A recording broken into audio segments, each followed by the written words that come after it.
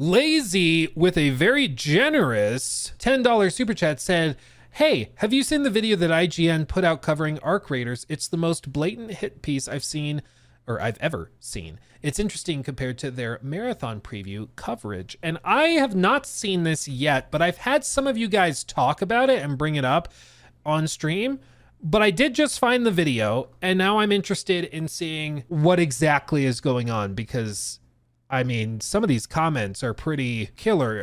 When you don't think IGN can sink any lower, they run this abysmal attempt at a hit piece. This is the most IGN review I've seen in a while. Fun fact, IGN enjoyed Concord. Crazy this video is still up. Just say you don't like extraction shooters. Why did you record this at a 3000 kilobyte bitrate with choppy frames?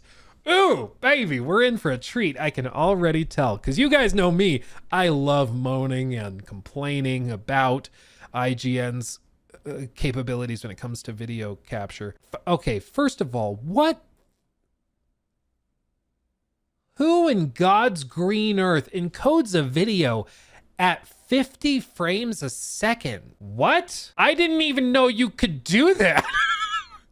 Huh, okay. That's new. Okay, we're all learning stuff today. This is gonna be very educational. I have a feeling we're all gonna learn a lot today. Let's see what the hell is going on. It's only 6 minutes, everybody. Oven mitts, pillows, strap into your hands. The face palming energy may be strong. Let's see what they've got. Arc Raiders is blisteringly, aggressively archetypical. The extractionist extraction shooter that ever extracted. I'm sorry, already I'm struggling. Continue. It's one of the least surprising games I've ever played. Holding so much in common with its inspirations, they're almost comically indistinguishable. For preview purposes, this is a very good thing. If you enjoy other games about scavenging goods while avoiding PvE foes and robbing PvP humans, you're probably going to like Arc Raiders. Dude, I'm sorry, this footage is painful. Like, I understand not everybody has a PC that is extremely overpriced and excessive, but again, this is literally your job. You know, like I feel like that's kind of the standard to like have a decent capture rig if you're gonna do content on these games. Like, we'll talk about the meat and potatoes, but I just like at the outset, the capture already and these types of things are weird. Also, the claim that it's unexciting, I'm just gonna show you one thing, like one clip. I've shown it on stream before, but just a little something here. This was a clip from let's see, Jake posted it. I don't know if it's from Sergey, but yeah, here, just look at this. I would define this as surprising.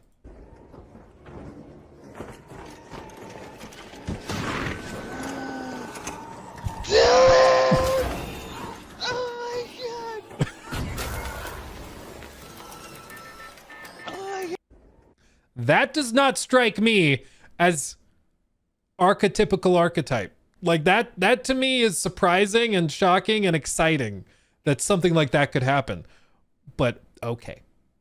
I played some Arc Raiders. I didn't play as much as I would have liked because of some of the other stuff that was going on at the time. But I think Arc Raiders is kind of, it really is in many ways Marathon's worst nightmare, because it is a very well built out extraction shooter that is feature, maybe not complete, but like it's very much, it has a lot more features than Marathon does currently, which I think is more a testament to how lacking Marathon is necessarily than this. But it's a solid game and a lot of people connected with it. Every day of the Arc Raiders play test, their average player count went up. Every day of the Marathon game, except for a couple of instances, it went down.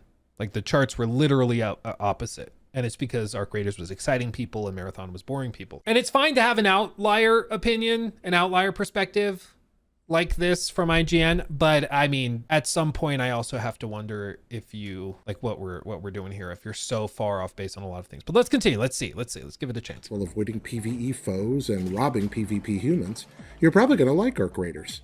If you don't, then there's likely nothing new here to tempt you. This is a game so unabashedly tied to its progenitors that the hero's default melee weapon is a pickaxe, the same weapon Fortnite metaverse heroes dropping off of battle buses lug into combat. That's a cute enough homage, But it's only the tip of the iceberg for the ways ARC raiders will be instantly Like in the tutorial. Okay, comprehensive I'll let him for keep those talking. who play Battle Royale, tree-punching survival games, or Extraction. There's very little that feels truly original, but the components bolted together from other successful live service games click predictably and produce a satisfying result. Okay, Jared Petty. It is simple. That may be appropriate because it feels like a lot of the the counters are petty. Like you're bringing up that you have a like pickaxe as your melee weapon by default, and so therefore it's taking that from Fortnite. I mean, I'm not okay. Whatever. Go to the surface and then get back underground alive with better loot than you started with. Two forces stand in the way of that goal. The first are the ARC, AI-controlled battle robots that wander the map searching for any sign of organic life. The ARC are no trifling threat. Even the smallest bots can prove surprisingly dangerous, especially in Grues. The little... Bro, what? I don't... Okay, I played the same preview he's talking about. Okay, this is captured from the early access preview before the whole thing went up with the public, or I think it was still technically closed, but with the closed alpha that they did. So I've played this version of the game. I don't even know how on earth, like how low the settings were set to achieve this. And there's no way to really say this without sounding like a hoity-toity, holier-than-thou a-hole, and I apologize for that. But like, again, it's literally your job to have a decent capture rig to play the game at a decent level so it doesn't look like garbage. Like, I understand not everybody has the ability to have a high-end PC. That's fine. But you work for IGN. You're making this piece for IGN. They should at least let you borrow a computer from them or capture it on theirs or something. If you don't have a high-end gaming PC, that's fine. But again, it's your job, and IGN's covering this, and you would think that they would at least have the standard to get there, unless it's intentional. The old saying is never attribute to malice that which can be adequately explained by incompetence. And I'm telling you what, I have never in my life seen a video rendered at 50 frames a second, except for maybe the Hobbit movies that were rendered at 48. And that was for like cinematic reasons because of the way the projectors worked and everything, because you had to take the 24 frames and double it. But I've never seen gaming content produced at 50 frames. I think the more likely explanation is that like the quality of the rig, the graphic setup, the capture, all of this is probably easier to attribute to incompetence if you're exporting a video at 50 frames. I know that sounds mean. Luke, I'm sure he is a nice guy, whoever did this. I'm sure they're a very nice guy. But if you're rendering a gaming impressions video at 1080p 50 and your settings are to like sub potato levels, like it makes me not take it as seriously. I'm sorry, maybe that's unfair, but that's just how I'm feeling. So I'm going to tell you about it because that's what I do. The little spider-like scurriers are downright upsetting for an arachnophobe like me, and the large crawlers do not mess around. ARC wander the map listening for the sounds of search or battle and swarm any humans they find. Yeah, I thought maybe it was a typo. In here and like maybe YouTube was glitching out, but no, it actually is. Jeez, dude. The ARC are especially dangerous in numbers, and there are plenty of subtle little traps set where clusters of different ARC with complementary abilities are placed near one another, sometimes hidden in indoor areas where one can literally trip into them. I met my fate more than once when I got overconfident around ARC. One crawling monstrosity literally spun into the air with its legs like some kind of Cyclops spider helicopter. Take down an ARC, though, and the rewards can be worth your trouble. They generally contain ammo and weapon components. The second and more deadly threat are your fellow raiders. If you choose to play ARC raiders, you best enjoy watching your back, because to quote Casablanca, "This place is full of vultures everywhere." It's often more efficient to fall upon a fully loaded player who isn't paying attention than... I've also noticed IGN doing that a lot more, is these like little inserts of movies or TV shows or memes.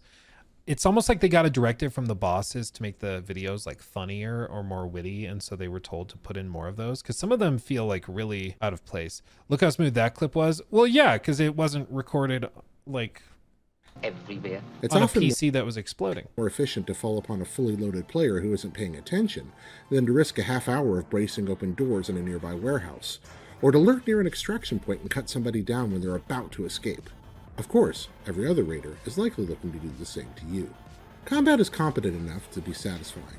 Your third-person avatar moves and controls like most other third-person avatars in modern shooters, with no real irregularities. Like 2 dropped frames, 1 dropped frame, 1 dropped frame, 1 dropped frame, another dropped frame, 2 dropped frames. Like this is playing in like the low 20s.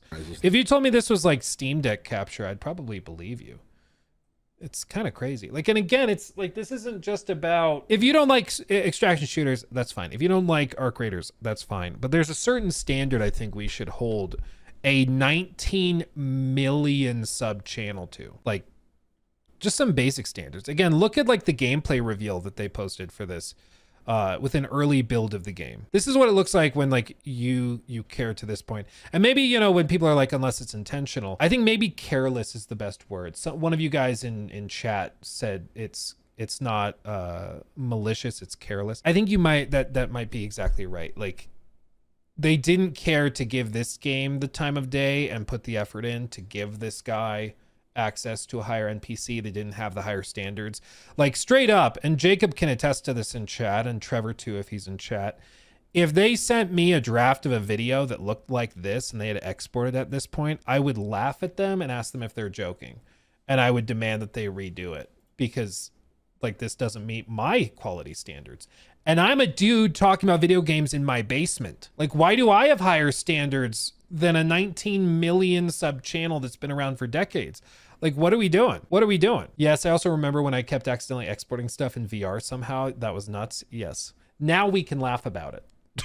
At the time, it was like, Jacob, I don't want to watch this video in VR. Stop it. Every video like had the fisheye thing where it was very funny. It was very funny. Again, now we can laugh about it. At the time, it was quite frustrating, I'm sure. Bullets mostly go where you want them to, depending on the capabilities of your chosen weapon, and melee attack power is substantial. Firearms feel right, SMGs are springy and difficult to control, assault rifles steady and heavy, sniper rifles punch like artillery. That looked... Sorry. I'm sorry. It's so bad. It's so bad. It's crazy. Playing in teams of 3... Everyone IGN should have a 5090 during reviews, big capture cards. I thumbs down on IGN all the time because of how god-awful their quality is. No, I wouldn't even say 5090. I don't think they should have 5090s. My policy is that I try to have a gaming PC that I like to game on. My big boy gaming PC here that has a 4090 in it. And so I play most of my games on that. But I also, when I'm doing reviews of PC ports of games, I play it on like my gaming laptop, which has a 3070 in it, which is just about in line with what the standard and average gaming PC is capable of, according to the Steam benchmark thing that they put out, or the Steam survey thing they put out. I think now it might be the 4060 is now the most popular by like volume, but in terms of power, it's about a 3070. So I think like you should review games, or at least talk about the performance with like at least what the normal performance is going to be. That I think is the standard that there should be. That's also just me, I guess. But it seems like you should either aim for what the average is going to be, the average performance for the average player, or you play it on the highest end thing and try to make the game look as best as it can. You would think. You would think. You're saying look up their marathon coverage. Well, so here's the thing. Let me pull it up so I can show you. So this is done by a separate team. This is exported at 60 frames, not 50. Still at 1080p, which seems, I think the capture they gave us was 1440p, I believe. I don't recall. But isn't it funny how seeing a video exported at 1080p 60 is all of a sudden an achievement? You know, isn't that funny? It's just, oh, the standards. You gotta love the standards. Yeah, this all looks good. Okay. And in terms of the compression and how they actually like exported it, you can usually tell, how I can tell, like even when Jacob sends me drafts, is in a clip like this, if the gunfire goes off, the screen moves really quickly like this. If your bit rate's too low, the leaves would get blurred out immediately. This quick pullback, you would have none of this detail over here. So this was exported by somebody that knows what they're doing, at least somewhat. Like they've gotten the bare minimum of watchable quality in 2025, which I can appreciate. But the thing that they do is that IGN has all of these employees. I don't know how many employees they have total, but they have a ton of different people, and some of them really know what they're doing. and others I think don't. And I think the problem is that because it all gets lumped in as IGN, you have this wildly inconsistent quality in coverage, in review quality, in overall output, and it makes you not take the platform seriously, because sometimes you get good quality like this and other times you get this. What the hell is even that? 3 adds a bit of depth to the battle as you and your companions can search and cover for each other much more systematically. What brand are my pants? Today, Viore. You get that one for free. Little bit like that, yeah. You're welcome. Firefights between teams develop a sense of strategy, as coordinating squads deploy flanking tactics and ambushes against groups of foes. Whether calling out directions, overhearing sounds, or covering all windows in a room, your 3-person squad will find plenty of tension waiting in most buildings. Cleverly designed maps draw the characters in.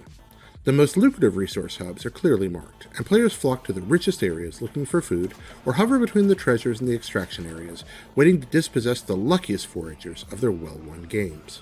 The environments are passable, with the usual collection of rusty warehouses, abandoned apartment buildings, and overgrown vacant lots you'll find in a lot of post-apocalyptic shooters. Everything is serviceable, but it all kind of feels like they gave Fortnite a coat of DayZ grime and moved on. What? Again, what is it with the comparison to Fortnite? This is the second one, and how on earth is this similar to Fortnite? Everything is serviceable, but it all kind of feels like they gave Fortnite a coat of DayZ grime and moved on. That I just genuinely don't understand that one. The pickaxe made sense, like at least it's pickaxe. Fortnite has pickaxe. Okay. Like Fortnite, you can like break anything and cut your way through buildings and stuff. So it's a totally different use case. Whereas this is mainly used for melee and for prying open boxes and crates and stuff. It's like, it was a stretch. But saying the maps are like a DayZ coat of paint on Fortnite, I just genuinely don't understand that. That doesn't make any sense to me. I don't. It's a boring enough world that certainly took me out of any chance of getting into the lore, but I don't really think lore is the big draw here anyway. It's a boring enough okay. You're allowed to find it boring. You're allowed to not like it. It's the comparison to Fortnite that just doesn't make any sense. Arc Raiders is meatloaf without much plate presentation. But the meatloaf is tasty, if a little cold.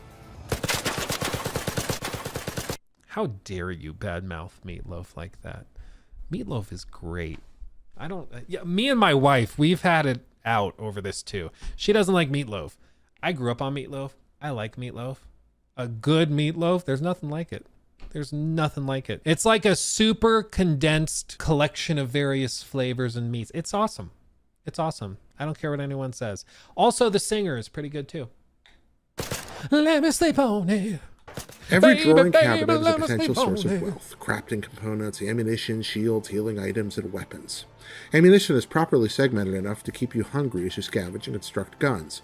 Light, medium, heavy, and shotgun ammo variants are available early to locate in the overworld, craft in your lair, or purchase underground.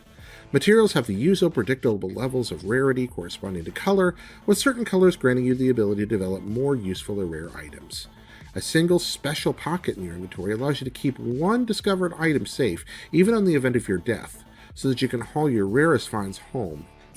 One of the coolest little additions, and I think Marathon could also use something like that, just a safe pocket. So if you find something that is super valuable, you take the time, you move it into that specific safe spot in your inventory. You can't pull it out. You can't quick use it if it's a consumable or anything. You have to specifically go and put it like that. It's awesome. When you paused it, it was a moment, I think the audio desynced in the video. That you can haul your rarest finds home, even when you die.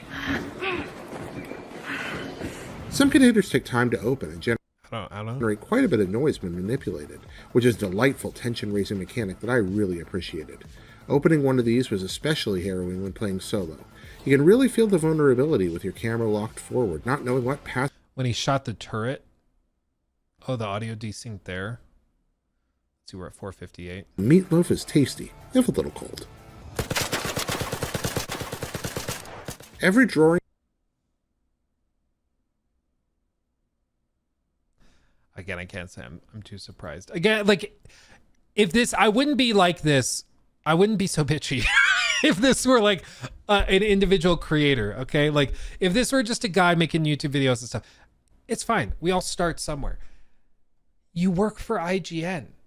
Like you're working on, again, a 19 million sub channel with hundreds of millions of dollars of funding, you know, year over year going through the company. Like, again, the standard should be at least a little higher than this. Again, I'm some loser in a basement right now talking about video games, and my standards are higher than this. So I think it's fair to bring it up, you know? Like, at least I think so. Maybe people in the comments of this clip will be like, Luke, you're being too mean to IGN. You need to loosen up. They're trying their best. I don't know. But I feel like IGN of all outlets should hold themselves to a higher standard. And until they do, they're going to continue being like kind of largely IGN Nord. Get it? Ignore. No, I'll move on. Sorry. Not knowing what passing robot or player might discover you as you make an ugly racket jimmying a door. You spend your time between rounds underground, where you convert your ill-gotten gains to an ever-escalating series of crafting tables, allowing for the creation of ever more elaborate gear. You can also choose to straight liquidate materials and finds for cash, and purchase fully crafted items at in-game stores. There's also some part of crafting that involves a live rooster. I never figured that part out. I'm not kidding you. This is the first thing you craft, dude. It's like one of the first things you do. This little Scrappy the Rooster. You see level one. After you craft this, you then get access to basic gear. It's like literally the first thing you do. And he says he never figured that out. Okay. Starting to make sense. As you explore the world above, you gain connected. experience, which opens up across a series of skill trees. Selecting various branches can help you optimize your avatar to your playstyle, increasing combat ability, mobility, or stealth. The different abilities are clearly labeled, and most are useful enough that every step feels like real progress. Character design with default options is pretty... Dude, they're really bad. Okay, this is beside the point, because they're going to improve it, is my understanding. Dude, I can't just pull up Discord and see this. How am I supposed to continue my train of thought when I pull up Discord and this is the first thing I see? Damn it. Okay, hold on. Where is it? My buddy, yeah, here. My buddy Corey, we played Arc Raiders. He was one of the people in my party. And this was his character. They need some adjustment. Okay, like they need a little work. The playable characters, I agree, need some work. We can agree on that. But a number of better textures and outfits open up when you apply premium currency. I deliberately made my guy look as bleak and sad as possible using only default options, but my multiplayer partner had the Souls Easy top man with no name vibe going on, and I was envious. Arc Raiders previews pretty well, perhaps because its design conservatism makes it so instantly familiar. There's nothing here to challenge what came before, but sometimes that's okay. Overall, the Arc Raiders loop seems pretty well tuned to satisfy. Make it to the surface to loot and kill, bring your goods and experience back underground to improve your abilities, head back up stronger to find stronger gear, and repeat. There are worse ways to spend an afternoon. For more previews of the big... Yeah, and you compare it, it's just night and day with the marathon coverage. Again, I think people who are saying that this is like an intentional hit piece, I don't think I believe that. To me, given how often we talk about how crappy IGN's quality is, I think it's easier to conclude that it's just a lack of care and it's incompetence that can explain it. Either way, I think it's unacceptable. That's my perspective. I think, you know, you see that they can at least capture and upload and export videos in decent quality elsewhere. Why do they not have like a PDF explaining how to do that to all employees? And why do they not have a supervisor that looks at all the uploads and makes sure they're of a good quality before publishing? Like, how does that not happen? I genuinely don't understand how you could have a platform this big with this many employees and not have that be one dude's job. And if it's not ready, you send it back to the editor and you say, fix it. Like if I sent Jacob to do a preview event and he brought me back footage at this quality, we'd have a problem. I'd be like, I don't think we can make a video on this, because this is so crappy. Like, again, this is almost like he was playing on a mini, like, when, you know, one of those mini PCs that you put in your pocket. This is like sub Steam Deck quality. The upscalers are working overtime on all edges, and even then it's at like 20 frames a second, maybe. Like, I would love to know if somebody could pixel count this and see what it's running at, because it's gotta be at like sub 720p. You might not be able to tell watching this video on the stream, but if I zoom in, maybe you can tell just how little detail is actually there. It's just, it's unacceptably poor. So I don't think it's like an intentional thing. Yes, we will make our creators look bad to save Marathon. I don't think that's what's happening. I just think they don't know what they're doing. Logan Levesque donated $10 through Super Chat. Let's not kid ourselves. This kind of review is dangerous to and increasingly common for a lot of these journalists. This is how you destroy credibility of journalism. This goes beyond gaming. Well, it certainly makes this outlet not be taken seriously, which I think is already a consequence we are seeing elsewhere and in all of their other coverage, is that people just don't take them as seriously. And I like, we've been talking about this. I don't know. You guys probably know better than me because I just ramble about it. But I feel like we've mentioned this on stream for a year plus, maybe even 2 years. It's been a consistent problem for a long time that we've seen with IGN in coverage of all sorts of different games. And it keeps happening because they have a big platform, they get access to the games, but they just don't have standards. Like, I just genuinely don't understand how they could be so careless. Like, it's carelessness or it's incompetence or both. And maybe it is both. Because I just genuinely don't know how you end up with something this bad so regularly. Like, if this happened once on a channel I ran, Luke Stevens Live, Luke Stevens, or on Luke Stevens Clips, if I saw comments like this, I'd be like, what the hell are we doing? And I'd watch the video and it'd be like, oh God, who did this? You see, people pause. The most replayed thing is right here with this fire effect, because this is so bad. If you played the playtest, you'd know that this is unacceptable. So I don't know, man. It's really, really bad. In the case of Black Myth Wukong, that I felt was a really bad faith. Hit piece could be, I think, a valid term with that, because I thought that one was so disingenuous. This, I think, is more just production quality incompetence. He's allowed to not like the game. That's fine. The comparison to Fortnite's levels is weird. I don't understand that. I think it was right here. Well, it kind of feels like they gave Fortnite a code of DayZ grime and moved on. I genuinely don't know what he's talking about there. But like, you're allowed to preview a game and not like it, even if you work at IGN. That's okay. I'd rather them be honest than glaze it when they don't mean it. That's fine. The primary problem here is like the presentation and execution of this. And especially when you're going to comment on the environments, you're going to comment on things like sound design or the environments just in general. And then this is what you're presenting to people as what you saw. When people can see elsewhere how it looks when it's properly executed, it's just, you shouldn't be surprised when people give you crap. So there you go. IGN, for the love of God, get some standards, and maybe we will stop making fun of you. Maybe. But you gotta have standards. I genuinely don't understand how they, like, they can just have literally no bar and just be like, whatever. Who cares? Who cares? I don't care, whatever. It's just, it's so stupid to me. I can't fathom not caring enough to even put in like a bitrate standard. When you put a video on our channels, export it here, upload it like this at this resolution, this bitrate, there you go. Logan Levesque donated $10 through Super Chat. First world problem, but I'm actually getting antsy, almost upset waiting for the Marvel's Wolverine. Obviously I am not entitled to any info. And no, I don't want to see half-baked in dev footage. Totally fair. And you shouldn't. One of the downsides of doing this, one of the very few downsides of doing what I do for work, is that anything like that leaks will get sent to me 15,000 times. So even if I don't want to be spoiled, I will be spoiled. It just happens. People will even like code it into like heartfelt messages about how like they dealt with depression, and it's just an email. It's very heartfelt, and then at the very bottom, as you're reading it, they put in a story spoiler for something, and it's like, what is wrong with you? Like, it's crazy.